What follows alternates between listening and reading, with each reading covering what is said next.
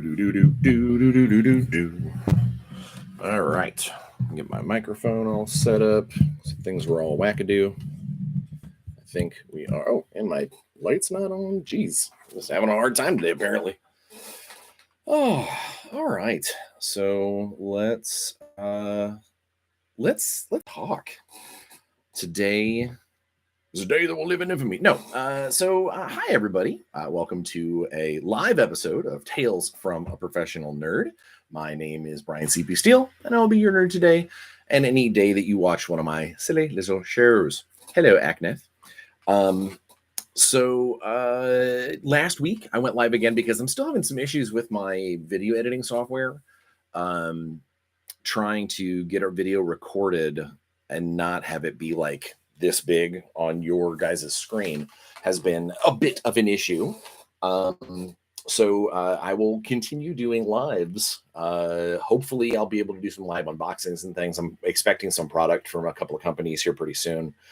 But we'll see how that goes. Let's bust through a quick week in Bryan. Not a lot. So personal wise, still going to the gym 3 times a week, still doing good there.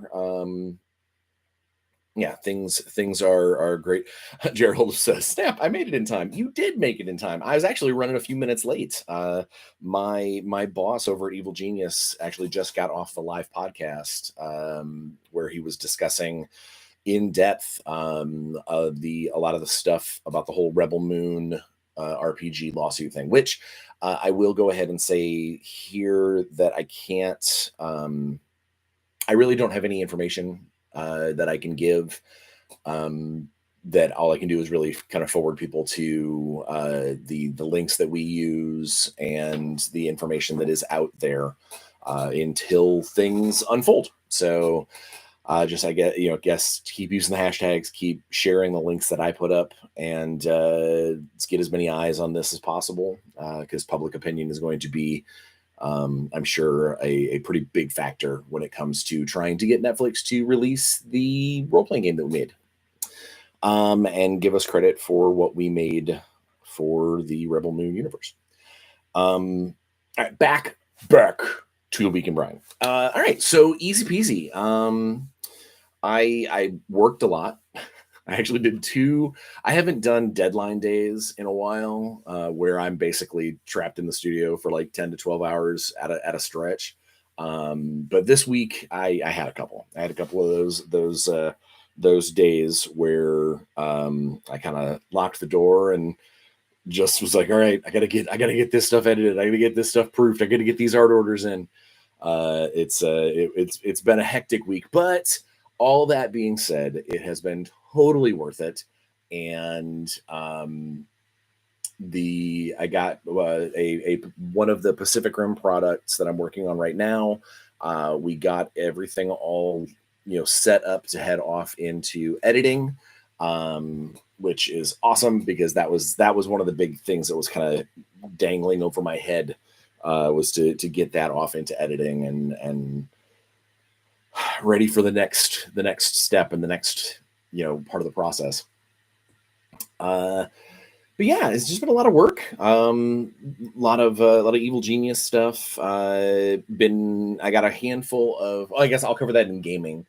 Yeah, it's just been a lot of work going on and getting some cool things set up for future releases and the next round of things. Had a really cool meeting with a new writer, not new to me, but new to I guess not even really new to Evil Genius because they did a convention adventure. But regardless to all of that, had a meeting with them about an upcoming product. I really kind of want to get them to help me out with that. So that'll be cool. I'll get to work with that person again. Yeah, no, it's a lot of planning, a lot of getting all the ducks in a row. My boss and a couple of my coworkers are out in Germany in Essen, doing their doing their due diligence out at the show. which is pretty cool to know that we've got people over there, rocking out and demoing everyday heroes. And so yeah, no, it's a it's a good time. A good time is being had by all. Um, yeah, still working on the Shadowrun stuff. I know I say that pretty much every week, but it's literally, I try and get those words down on the novel as often as I can. If only because once I get this one in the can, I have another one.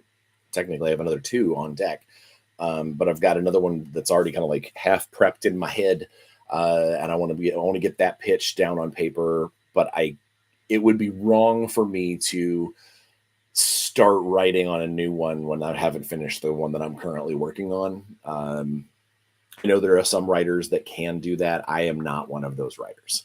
I could not be writing two novels at the same time. My brain would turn to oatmeal. Warzone is doing great. Yeah, let's go ahead and I did personal. I did gaming, or did work. That's a mood. That is a mood. Yeah, I'll do. Let's go ahead and go into gaming because it kind of bleeds over from work. Got to do some Warzone play testing of some stuff this weekend. A couple of scenario bits and bobs. Also got to get the cartel field agent and the Nephirite on the table. Very satisfied with how those guys are shaping up for multiple reasons. Yeah, no, it's been good. Playing a lot of Starfield. It's a great game, great engine, great world. Yeah, I beat Mortal Kombat 1, the story mode, a couple of times. It has probably, I don't remember if I mentioned this, but the last chapter, very last section of Mortal Kombat 1 story mode is one of the best, most well-designed ways to represent a narrative fighting game. It's really good. It's really good. And if you are a fighting game fan, I highly suggest grabbing it or renting it or whatever you need to do.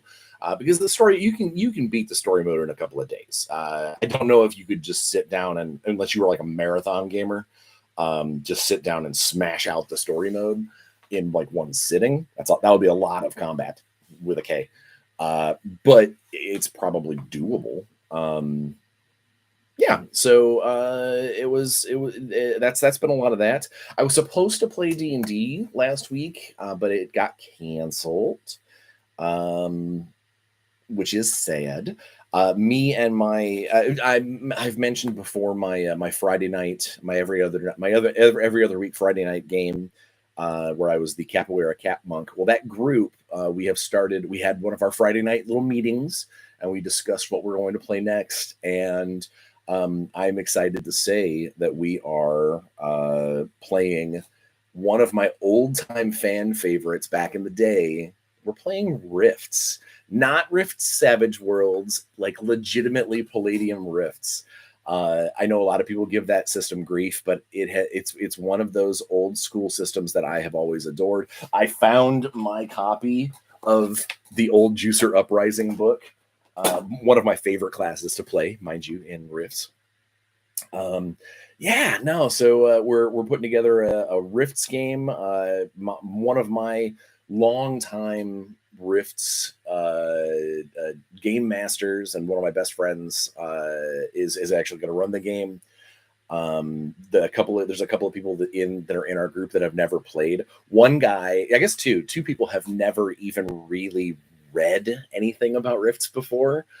So it is not only a new system for them, it is a straight up new world. And we took a few minutes to kind of explain some of the world, and he grabbed a piece and was like, "Oh, this sounds cool," and was worried about the fact that, well, what if I don't know everything? Well, it's like, well, Rifts has 30 years and as many books leading in, feeding into this universe. So it almost might be helpful to not know everything. You know, it might be more genuine if you only really know the broad strokes about your character and about the world part that you're in. And it might be kind of cool to play a noob that doesn't know all the little ins and outs of things. So yeah, that's going to be a ton of fun. I don't know when we're going to actually start. We're starting to flesh out what the characters are going to be and what the storyline is going to be. But we haven't actually like scheduled the when we're going to sit down and make characters. How are we going to play? Are we going to play over Discord, or are we going to try and find like a virtual tabletop to do it on our Friday nights, because that's what we were doing for D&D. So yeah, no, just a couple of good things, good things.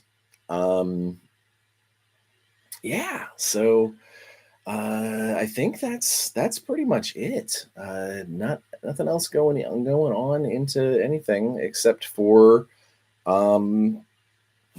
this. So I know we don't have a whole lot of viewers right now. I was gonna share it and I forgot to try and get people.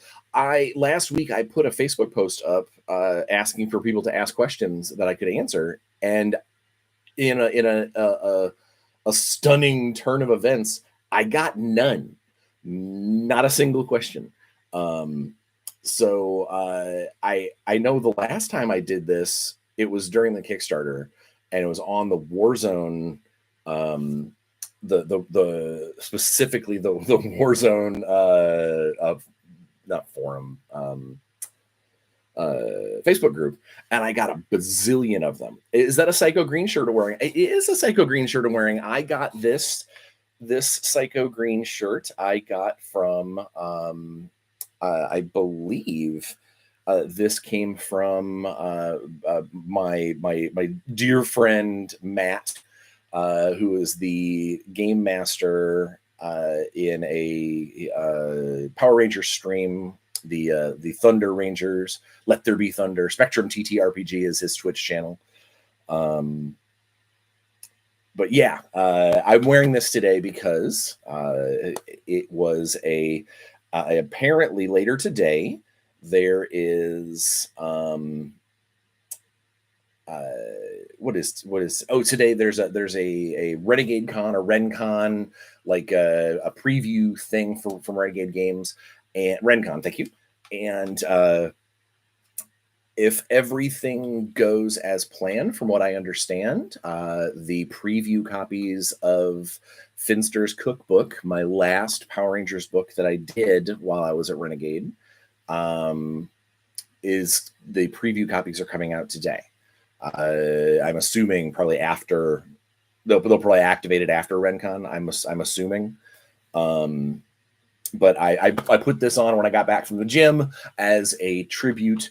Because for those people who don't know, the Renegade Con or the Finster's Cookbook is where my rules for the psychopaths, the actual like roles to play a Psycho Ranger, are coming out. Which was one of the like 5 things. There was like 5 things way back when Elisa brought me on to help her build the Essence 20. Well, originally it was different, but when we built Essence 20 as a system, I had like 5 things that I basically said, I was like, I want to do like these are the 5 books or topics or whatever that I want to do. And Elisa had basically told me from very early on that this was, these are my boxes to tick. And the first and foremost, the very, very first thing was I wanted to do both Decepticons and the combiners for Transformers. Devastator, the Constructicons are my favorite. Shortly, right? They edge out the Insecticons, only because Devastator is amazing. But I have always, that's like I have bought all the fancy toys. I still have my Devastator in the other room in our geek depository. And that was one of the things that I had said, like, first and foremost, that's what I want to do. It didn't hurt that I had that I designed the combiner system for Power Rangers. So it made it very easy for me to create an Essence 20 combination system. What's funny is I actually had most of that system down before Transformers was even really being created. I knew what I wanted that to be. I knew what it needed to be. I also knew what needed to happen in order to um, to make it compatible with another. Because again, when we were tasked with creating this kind of Hasbro, unofficially we can't use the term, but like kind of this Hasbro verse of game stuff of game licenses. Um, is it needed to be able to play together. It needed to be able to play, as seamlessly as possible. Now there have been some hiccups. There's been some power structure changes. We'll say, and there were some difficulties with certain parts of certain systems didn't quite mesh perfectly. And I do think that when someone has an issue with an Essence 20 rule, or when someone says, I'm playing this game, and the next thing that they come, this is just totally broken. And I often ask, well, what is it? And sometimes those things get put together, and it's like, well, yeah, because you're putting like 5 rules together from 4 different books, and we put in the field guide, basically the GM's guide to mixing and matching. We put a big caveat in there that said, now, keep in mind, not everything is going to play perfectly well with each other, and some things, when mixed, will probably, make your head spin. And then you just got to be careful, and just like with anything else, combination of all types is optional. Anything in a game is optional, but with an open system like Essence 20 or like Rifts or GURPS or anything like that. You have to be wary as a game master to enjoy. Hey, Everkios. You have to be aware and ready to step in if needs be. One of those, if this, that, the other. We were talking on one of the Discords the other day, where someone was like, my characters. Thank you. I'm trying slowly but surely. Abby just said I'm looking good. I'm doing three times a week. I can't do much more than that, or my brain would turn to pudding. But I'm working on it. So I appreciate the heads up. But yeah, it's just with any of those open systems, you can't just basically say everything's good, all's good, because there are going to be situations where the players are going to find this certain combination, where they're going to put things together and they're going to go. So we were talking in the Discord, and someone had said that my 7th level Pink Ranger can do a bazillion points of damage. And it's like, well, okay, how did that go? And it's like, well, most of that comes from Power Rangers, but then also I took 2 of the G.I. Joe perks and the deadly upgrade from Transformers and blah, blah, blah, blah, blah. And so, yes, making a system that big and open can very well just blow the doors off of your game. So you've got to be careful. You got to be, waiting for that sort of thing. So, tangent. That's the name of any live, is Bryan live tangenting. But when we were putting together the rules, I knew what I wanted to do for the combiners. So that was my thing, is I want to do a combiners book. And what was funny is it kept getting, every time I had a gap in my contracts, I would go, is now the time? Can I do it now? And Elisa, and then later on Kevin, it just kept getting kind of pushed. Nope, we have other things. We have more important things. We have other things. We got more important things. And so just kept getting pushed back, until very, very late in my tenure at Renegade, where I did get to work with while unlike the other books that I had done, where I was able to really do the book cover to cover. I worked with a team of individuals, awesome guys, awesome folks. That is not going to knock the people I worked with in any stretch, to put together something that has yet to be released. But so yeah, I had asked to do a combiners book. I had asked to do Decepticons. I really wanted to do Decepticons. I wanted to do Cobra Law for G.I. Joe, but that just never gelled. Because I'm one of the only human beings out there that loves that part of the movie. I'm a Tyranid fan. I love any kind of biomorphing stuff. So of course I'm going to love, Cobra Law and their weird, bioengineered soldiers. But then on top of that, I wanted to do, I didn't know how I was going to do it, but I wanted to do Psycho Rangers. I wanted to, whether they got their own book, whether they got, let's do a SS20 guide to bad guys. But then we ended up doing a Cobra book and a Decepticon book, and it was like, well, that just doesn't seem to work out. And so when we were planning Finsters, it was, Finsters is a guide to threats. It's a pile, just a copious amount of Power Rangers bad guys. And we're like, this just makes sense to put a chapter in there on how to play as the bad guys. And so I'll be very, very interested to see later today how the preview turned out, and how honestly how the book turned out, because I still haven't seen the final edits and everything, because I had left the company before that took place. So I'll be interested to see how everything pans out, and how the player base reacts to everything.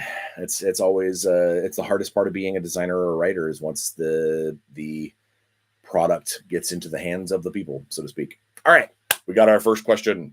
How do you feel about the Warzone Eternal rule public beta drop? I am very happy with it.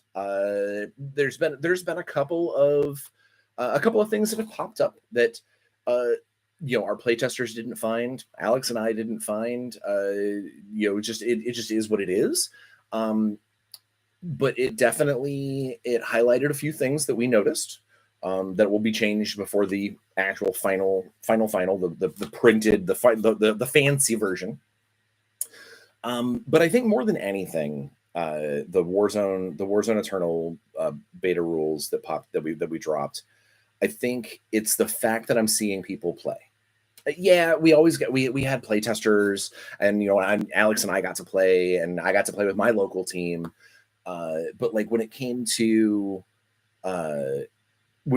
actually getting to see people who haven't been part of this from Jump Street, people who this is the first time they've ever looked at it, people who got in as late backers or pre-orders or whatever backer kit calls them now, people who got in super late. I loved there was a Facebook, one of the Facebook pops that came up.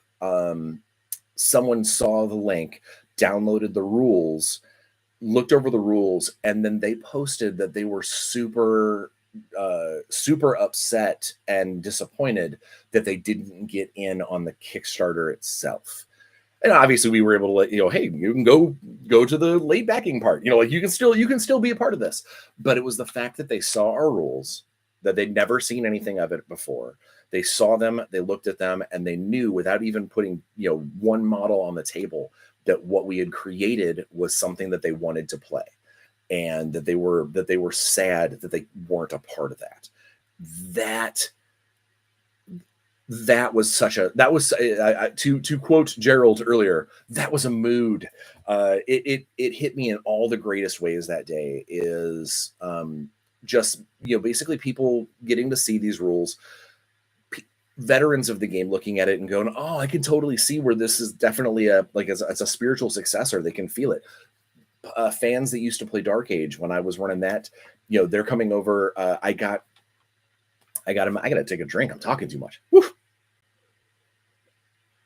I talked to, I got a random text message out of the blue. There is a gentleman who used to play he was very deep into Dark Age, and he lives like an hour away from me, and he has a local game club, like 16, 17 people strong, that meets out at his house every other Saturday, like clockwork. It's like that's this, and they meet out at like he's got like this like game barn thing, like it's a like a almost like he has his own game space that's not part of his house that's out there. It's I say barn because that's just the style of structure, but it's in like it's basically a house that you don't live in. But he invites all these people out, and they've got tons of tables and whatever.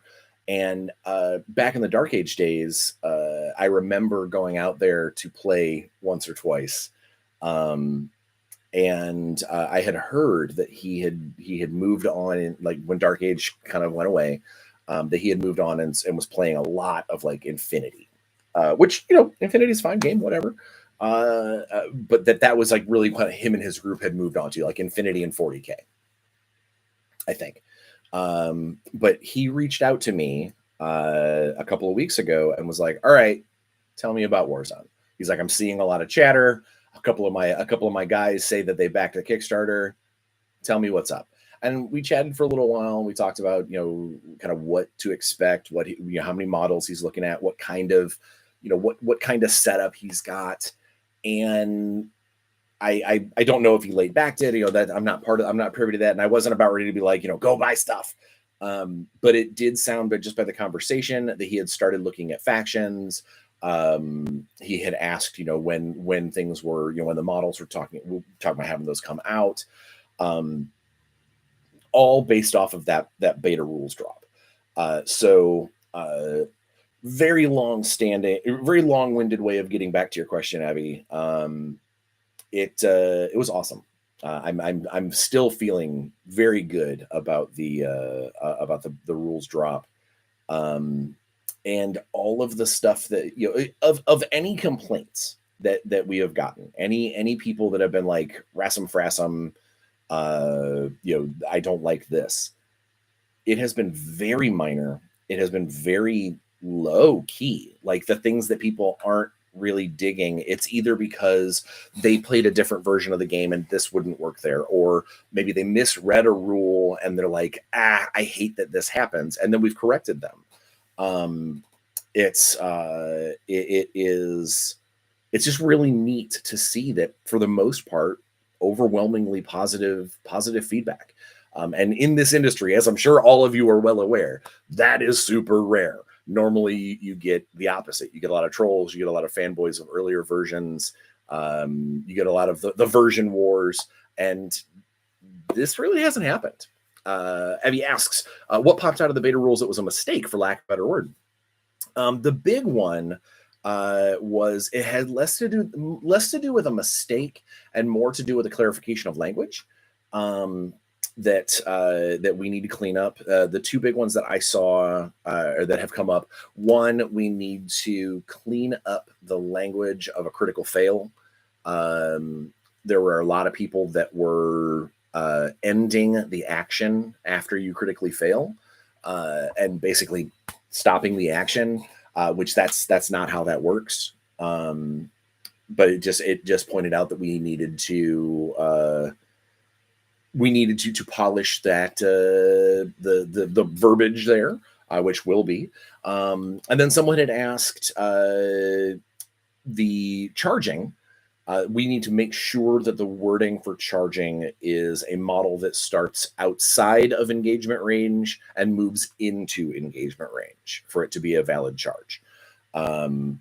Because especially when we start getting into some of the models that have longer reach later on, the last thing we want to do is someone to go, all right, I move exactly to within 2 inches, I get my charge bonus. My second action, I charge the same model because I move forward this little tiny bit, and I go.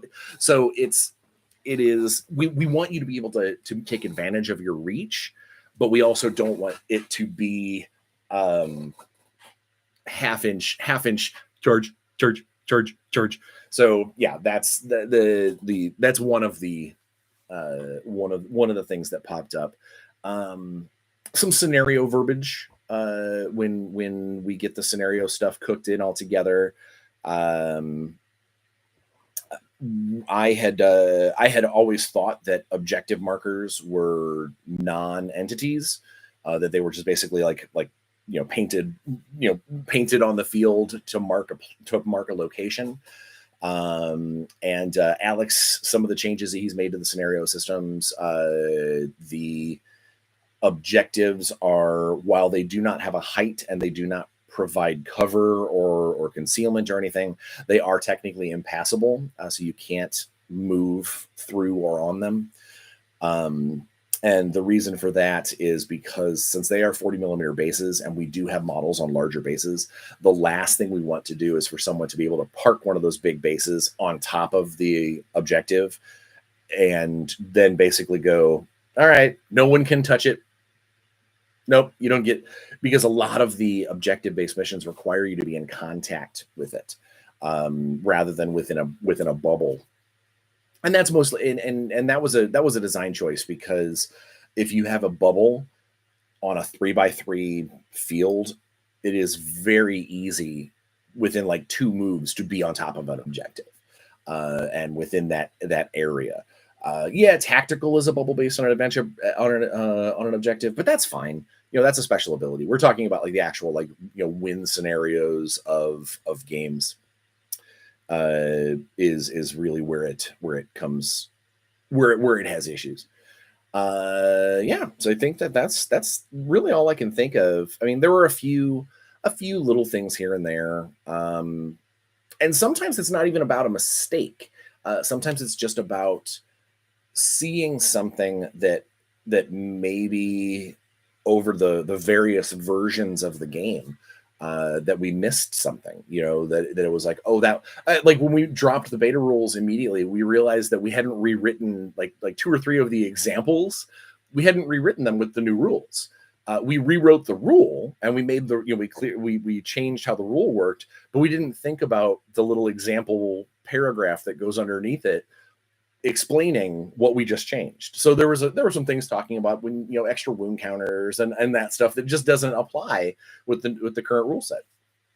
So that was again, those are cool. Those are fine. It's when you let out a book, for instance, when we released when Renegade released Jump Through Time, the Power Ranger source book. It did not take long for people to realize that there was a pretty significant thing that got left out. And I will 100%. It would be very easy for me to be like, well, that was an editing problem, and I marked it for that. It's not true. There's an entire column on the Quantum Ranger, his role chart, that talks about quantum dice. And the goal originally was, when we talked as a company, we wanted the Essence 20 stuff. Yeah, I'm bringing up quantum dice again. I am. Originally, we wanted to have as much of the role-playing stuff reflected well from the board games. That way, if someone comes to the board game first and then goes, man, I want to play a Quantum Ranger. I love playing the Quantum Ranger in the board game. We wanted more of that stuff, shiny quantum dice. We wanted more people, them to be able to feel at home. You're going to see a lot of the threats in Finsters. Hey, it comes full circle. When a lot of the threats in Finsters, a lot of their powers or attacks are directly named as the things that we've used in the board games. And part of that is because it immediately gives you a thought as to what that is, what it could do. And from a designer standpoint, it gives us a nice foundation to work from. But what it also did in this case is that I had made plans to do because the Quantum Ranger in the board game has this quantum dice mechanic that you can add to things and whatever. And my original idea was to do these quantum dice that you would have that would be like additional dice that you could spend to add to a roll or to activate a power. And if you use a quantum dice instead, basically the concept is any personal power that you would spend to activate a thing, or that you would spend to activate a power on your Zord, you could, instead of spending a personal power, you could spend a quantum die. And the quantum die, you would then roll and add it to whatever thing that you were doing. Whatever D20 roll was involved with that, you would add to. You could use it to like add to damage or anything. That would be ridiculous. But you could use it to kind of like edge over the top of the thing. And that was supposed to be one of the big things for the Quantum Ranger. And somewhere along the way, I forgot to write that in as a power, and 100% on me. And I'm sad that there's been a lot of things that did make it through editing and proofing that probably should have been caught, and some of that may have been just the sheer breakneck speed that we were making stuff. Some of it might have been there were several offices that changed hands at Renegade at the same time. And that is not to say that someone is doing a better, someone would have been doing a better or worse job than anyone else. It's anytime you've got that many moving parts and projects changing hands and, oh, now it's your turn to look at this, things slip through the cracks. There are issues that come up. And there was a lot going on. So I'm willing to bet that it was just an honest mistake. And hopefully someone is writing down all of these little bits and bobs, and the next printing of the book, the next iteration of it, they'll have that stuff fixed. That's really all I can say. All right, is there anybody got any questions? I don't want to end this so early. I'm slotted till 1. I put a chunk of my calendar and said don't bother me until 1 o'clock. So we still have like another 22 minutes. So any questions that anyone wants to ask? I know there's only a handful of people watching live. I got to figure out a better way to announce this. Get more eyeballs on my lives, because especially if I'm going to be doing more live videos. Oh, you know what I can do, and I can do it live. I can do it live. Let's put all of the comments in the randominator and find out who won the September comment raffle. Let's do it. I gotta grab the videos real quick. So I am listening, I promised. Best bacon themed adventure hook. Best bacon themed adventure hook. It's a bit of a spoiler. It's not necessarily bacon themed, but it is definitely food themed. And that would be the current season of Play Renegade. There is one of my Power Rangers adventures called Recipe for Disaster. And it is definitely food themed. So maybe it is bacon themed. Mm-hmm. Yeah, you thought you were going to hit me with a bad one, but it didn't happen. I had it. Ha ha ha. All Gravy Games. All right. I don't know that reference. But I'll wave back. Hey, does anyone at All Gravy have a question for us today? Okay, Randominator has spit out. Nope. That Randominator has not spat out anything. Randominator spat out a bot. My Randominator is a free app and is not the greatest. I freely admit it is not the best.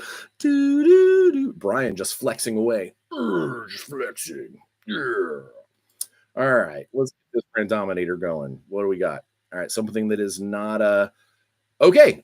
We have John Roberts 8793.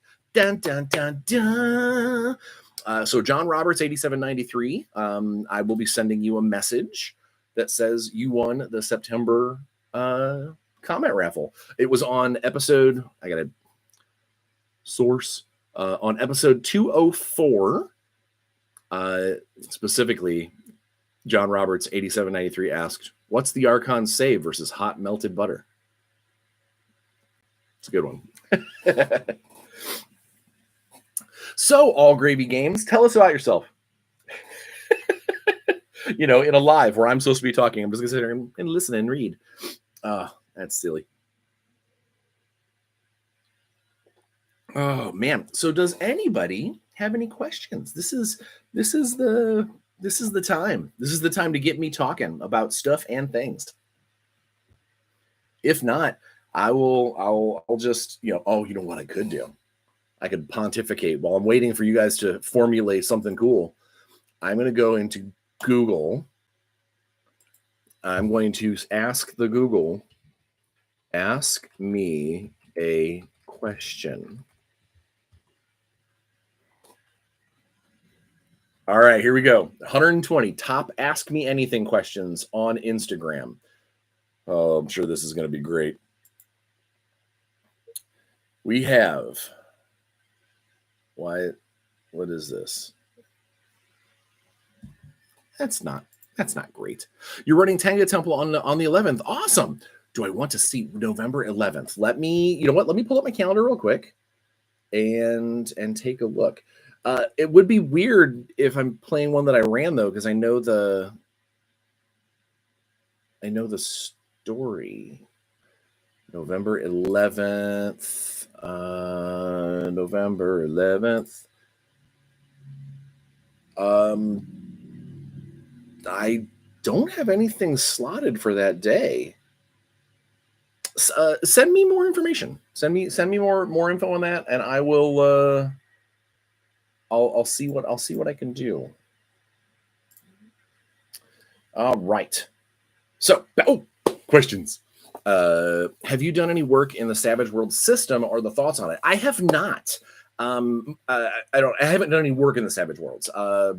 So the owner of Pinnacle, Shane Hensley, is a friend of mine, and we've talked about it in the past that I would do a little work with him in times. I did some work on his Conan stuff way back in the day, but it wasn't game stuff. It was mostly mostly fiction. But I've played a little bit of Savage Worlds. It's a cool system. It's neat. It's a good all around system. I think it's good. When I said earlier that you were playing Rift Classic versus Rift Savage Worlds, it's mostly just because our love for the classic. It has nothing to do with, like, it's not an active choice of stay away from me, Savage Worlds. I just went to Skeletor. Stay away from me, Savage Worlds. Yeah, He-Man. Sorry. My thoughts on it's a great system. I am a big fan of any system that puts a little more agency in the hands of the player, but not to the point of making it where the game master has to constantly rein them in, because that's my big thing. I'm not a Santa Claus game master. I don't want people to just be able to do whatever they want willy-nilly. I do just want, I want people to have a good time and create a cooperative story. I think most games are pretty good at that. I think some games are better at it than others. And Savage Worlds is, I would put it in probably the upper, like, 75-85% of games that do cinematic well. So yeah, I would give that one a big thumbs up. Have I ever tried to design a card game? Not tried. I sold one. So the Cursed Empires card game, the Heroes of Thargos, is based off of my card game engine that I sold them. I used to work for that role-playing game company, the Spartans Unleashed guys, over a decade ago. I did a lot of work for their second edition of their role-playing game. And when Chris Loizu, the owner of that company, when he was talking about getting, really doing a big push back towards into the Cursed Empires universe, which is a great world setting. If you haven't checked it out, look up Heroes of Thargos, look up Cursed Empire. It's a really, really cool world setting. It's little dark. It's a little dark, and it's a little more mean spirited than some gamers can handle. But it's a solid world set, and there's a bunch of stuff that I helped create for that universe. So plus, but the Heroes of Thargos. The Heroes of Thargos card game is based off of. I created a game engine a few years back, and I peddled it around to a couple of different companies. And Chris was one that jumped on it and bought it from me so he could do his Kickstarter and do his card game. So you should totally check it out. But then I could be at the table with you. Oh, Akneth, you're going to be playing Tenga Temple on the 11th. I will try. I will try to I'll put a note in my calendar to try not to chalk anything up there, and I'll talk to Mr. Gerald Paul about that, and we'll see what we can do. The 11th should be a good day. And even if I am just basically a plant at the table, not a fauna or flora, but like an actual like an insert. I will just make sure that I don't break the universe by being like, well, obviously the traps are here, and here. But yeah, that ought to be fun. I'll like I said, I'll take a look at the schedule and see what I can do. All Gravy Games about to run some friends through the new Deadlands, and it's my first time with the system. Seems easy to run. I have been told that. Like I said, I have not experienced the Savage World systems from a design standpoint. But Bryan CP Ficus. Yes, that's my new alias. But yeah, no, you should have fun. All Gravy, you should be able to do Deadlands. I played Deadlands the original way back when. I mean, like this is many moons ago. I remember I played a dynamite chucking like a salt mine mutant. I think like I like. Or coal mine mutant, a coal miner mutant. I'm not sure exactly what it was, but basically I had a pickaxe. I had ridiculously strong arms, and I would hit people with my pickaxe or throw dynamite at them. I remember that. I'm running Deadlands Noir for one of the Power Rangers players' birthday. Well, there you go. Look at that. Making friends. Korok says, "Hey Zach, how you doing? You've made it for the last 10 minutes or so of my live before I got to get back to work stuff. If you have any questions, now is the time because I'm about ready to jump into the Google top 10 questions asked on Instagram and see what happens. So here we go. While I'm waiting for stuff to get typed out, I'm gonna do this. So top one. Here's the top 10 questions. Oh my gosh. What is on your bucket list? I don't know if I have a bucket list because I don't like to think that I'm gonna die. But I do think that one of the things that I want to do. I mean, I could say I could do the whole. I want to see my kid get married and meet my grandkids, and I could see all that kind of stuff. But like the practical me things for a bucket list. I want to go to Australia. I'm very big, very big about wildlife and anything in the ocean. I actually want to get bit by a shark. I know that's a weird. People are going to be like, "Are you crazy?" I've had an idea in my head. Now I don't want to get bit by like a super death killy shark that's gonna like rip me to pieces. But like if I got bit by a shark, like just chomped, I would then like immediately go get that like tattooed. If that makes any sense, it's crazy. Like I said, I'm very big into Atlantis and Aquaman and it's a thing. It's a thing. I don't know. It's crazy. What's on my bucket list? To get chomped by a small shark in a controlled circumstance. Turn into a tattoo. No, but I want to go to Australia. I want to see some of the crazy wildlife that's there. I would love to experience a world not always through a screen or through a video someone else took. That's what I would like a reef shark or a nurse shark. Yeah, something small, manageable, someone I could bop on the nose and say, "Hey, let go of my meaty parts." All right, next top 10. Oh wait, no, we have questions. What mechanic are you most excited to add to Warzone Eternal?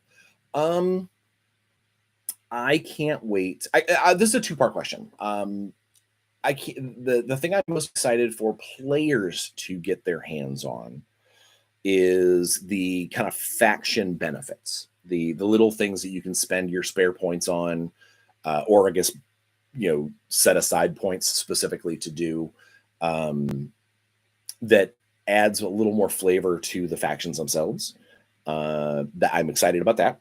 I'm excited for people to get those. Man, when I was at the gym today, I sneezed like 6 times in a row in the sauna. I felt like, and my nose has been wonky all day. I don't know if I like inhaled something awful, but it's been crazy all day. But yeah, so I think that that's probably the thing I'm out of the very like right around the corner things. I'm most excited for people to see that and get to use that, because I do know that it's frustrating for someone to build. If you say, let's play 40 points, and you go, well, I can get to 32 or 37 or 32. That'd be a terrible army. You can get to 38. Like, I got these 2 points left over. And yeah, as the product lines get bigger and more people get smaller or bigger models to try and make those numbers fit a little better, that's fine and dandy. But I also think that those kind of flat costed things can help make an army feel a certain way. And one of the things that we've always tried from the very beginning for Warzone Eternal is to make this game feel right, to make it feel like it's supposed to feel narrative. We want to stick to the lore as much as we can. Obviously, there might be a few changes here and there to keep up with the times. But collectively, we want the factions to feel like, if someone is playing Capital versus Bauhaus, that they don't go, "Oh, you just have a different hat on." No, we want things to feel different. We want it to feel like you're playing a different faction. Obviously, you're playing the Dark Legion. It feels different than if you're playing Mishima. That's a given. You're playing giant monsters versus samurai. But like when you're playing Mishima versus a close combat themed Imperial force, like a bunch of Wolfbanes, we want those to feel separate and feel distinct. And one of the best ways to do that is to add in cool little things that you can purchase. And those things, hopefully, as we iron them out and make them, and balance them against each other, it gives us an opportunity to make sure that these can also be used as a way to kind of equal things out, fair things up here and there, without redesigning the wheel, or be like, hey, let's create a brand new unit that does this one thing, because that's a copious amount of money of designing and sculpting and releasing and packaging and whatever, just to basically patch a hole. So that's what I'm excited for. What I'm excited to add, just collectively, I can't wait until we get to do some of the units that I feel were poorly represented or not represented at all in miniature form, that in those other apostles. I've always loved the Dark Legion, and where the Dark Legion got it like the most love was kind of in second edition, and in second edition / on the way up into Ultimate Warzone. They made a lot of changes and a lot of adjustments to the various critters who worked for critters they made it. They did, again, great war game. They definitely war gamed it, but it kind of they lost a little bit of the flavor along the way because they tried to make all of the different apostles a little bit more like each other. They didn't play differently enough, and I can't wait for us to get into showing how those apostles are different from one another. While it's all Dark Legion and they all have that kind of core that kind of core element in Algaroth's creations, all of the other apostles, but just looking at the individual units that are going to come out for them, you'll see this dramatically different. You're like, oh, you should be able to look at the Calistonian Sundancer and the Calistonian Intruder and go, that's what Samai does. Okay, like that's it. Shouldn't take much more than reading a couple of units to go, I can't play this exactly like I do Algaroth, but I can do it this way. And that's what I'm excited for. Which Essence 20 element did you have the most fun putting together? Combiners, collectively, whether it's for Transformers or the Zords or I know that that a lot of people were like, I don't like the damage distribution system and whatnot initially, but now if anybody who's played with the combiners, played multi-scene combats, and especially when the combining stuff for Transformers comes out, you will see that there was a lot of thought and a lot of love that went into that. So I think my favorite that's always been, whether you're looking at Transformers or Power Rangers, the concept of lots of little robots coming together to form a big robot. That's some of the coolest moments. I remember when I was little and the first time that Megatron calls out to the Constructicons and says, "Form Devastator." And suddenly there's this giant robot. Yeah, the size is way off because the cartoon was not consistent. But there's this gigantic robot. Suddenly, all these little guys turned into a big guy, and the big guy's got a new voice and he's a new guy. Whoa, it's like Voltron. Like that's that and then you look at Power Rangers, the Form Megazord. Like those moments I wanted to be able to put into the game, not just as here's a kind of a sideways mechanic. It needed to be a big part of the game, and that's why that part of the design process was very, very early on. And I probably think that was the most fun of a design element was creating the combiner stuff. But hands down, the most fun of anything in Essence 20 that I did is threat blocks. It's one of the reasons why I can't wait to see how people enjoy threat cookbook. Finster's cookbook later on is it was easily anytime I get a chance to create bad guys or take something from canon and translate it into a bad guy, into a threat, it was amazing. And I absolutely had the most fun.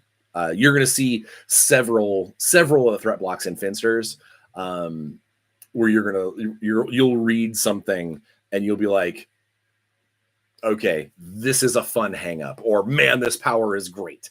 And you'll know that I probably did the same thing when I was sitting there typing away, being like, oh, I can't wait for players to see this. All right. With that question, well, we only got to one of the questions in the top 10. Oh, geez. So next week, I don't know if I've got my video stuff up and running. I might do a regular video, might do another live, I might do an unboxing. I don't know what's going on right now. But either way, and regardless of any of that, thank you guys for those who come out. Thank you, future us, for the people who watch this after the fact. I wouldn't be able to do any of this stuff without you. Thank you to Turbo Dork for being a sponsor. Thank you for Solvanti for being a sponsor. And thank you for Armor Class 10 Geek Apparel for being a sponsor. I appreciate everything you guys send me, and we do. Follow all the links in the videos, obviously, to go buy and do cool stuff. You know how it goes. Please be safe. Wash your hands. Wear a mask. Get vaccinated. Do what you got to do. Just be safe. and try and leave every room a little happier than when you got there. But above all other things, go out there and play some games. And then, maybe come on one of these comment threads and tell us about it. We'll see you next week. Bye, guys.